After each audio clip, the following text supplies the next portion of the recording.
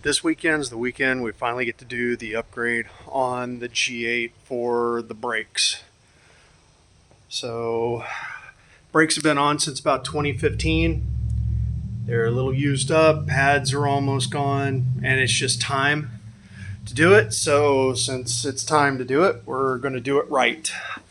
So what I've got are the kit from ZZPerformance with the 4-piston Brembos for the rear and front, and then slotted and cross-drilled on front and rear. I was just looking because obviously we're going to have to bleed the system, and I was looking, and you know what? I don't know if y'all can see that, but that is actually really good looking brake fluid.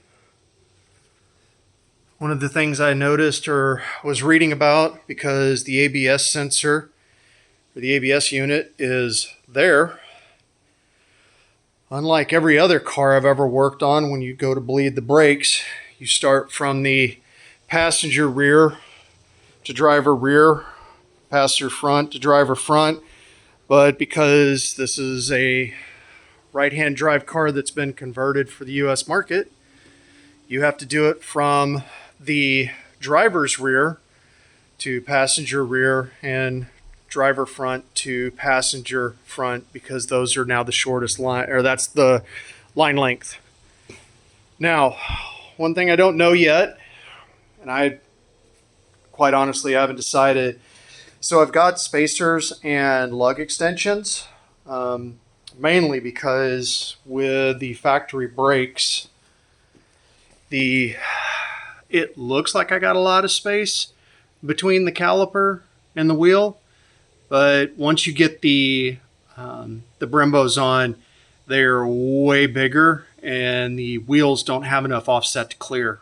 So hence the reason for the spacers and the extended lugs from ARP. So the front track is 62.7 inches in the front and 63.3 in the rear.